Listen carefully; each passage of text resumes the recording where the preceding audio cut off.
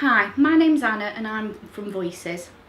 Today I'm here to talk to you about hardship, poverty and food banks. The Cambridge Dictionary defines hardship as a condition of life that causes difficulty or suffering.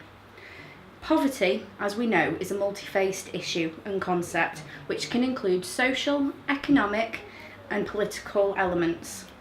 Absolute poverty, extreme poverty or destitution refers to the complete lack or means necessary to cover their basic needs such as food, clothing and shelter. Now currently our food banks are operated in the UK by the Trussell Trust. The Trussell Trust was a legacy left by Betty Trussell in 1997, and originally the food banks opened to send food out to Bulgaria to children that were in poverty at the train station there.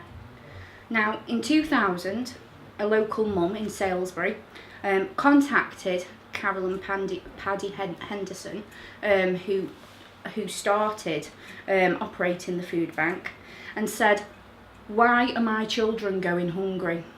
This led Paddy to do some research. He looked at statistics of deprivation and poverty within the UK and saw that there was a massive outcry and that people in the UK were going hungry.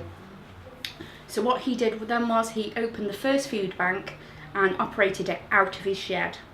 Now if we come on to 19 years later, which brings us today, we know that the food banks are being used excessively. Last year in fact, nearly 1.6 million people accessed the food bank and had a 3-day emergency food supply. 500,000 of them went to children.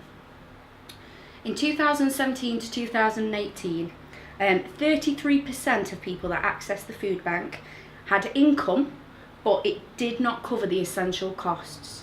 So that means they've paid the rent, they've paid the bills, but they've got no money left for food. 20% of people had used the food bank for benefit delays, and 17% used the food bank for benefit changes. Now, in 2000 to 18, 2000 to 19, the use of food banks increased 19%. In 1 year, that's quite a lot. But over 5 years, the use of food banks has risen by 73%. That's massive. We all know that the food banks are crying out for food. We've seen it in relation to ongoing things in the news such as universal credit, X, Y and Z. So we know there's a massive need for the food banks and they do a brilliant job. Now this is what a food bank looks like. This is a slip that we would give out for someone to access the food bank, and on the back locally it shows the areas where you can go on what days and times. Now these are brilliant. We rely on the food banks far too much though, I feel. Especially for our customer base, we give these out a lot. Now unfortunately, our customers, from my experience, don't actually make full use of a food bank. A lot of our customers are rough sleeping, so tins, boxed foods, they don't have the utensils to eat them, they don't have the cooking facilities, so ultimately that food goes to waste. I think if we could maybe try and set packages up suitable for rough sleepers, I think that'd be a great incentive, and also make sure that food's being distributed correctly and can be used. We know there's a lack of food for the food banks, but also another perspective to look is at people that do use the food bank, that do have a home but don't have money to put gas and electricity on.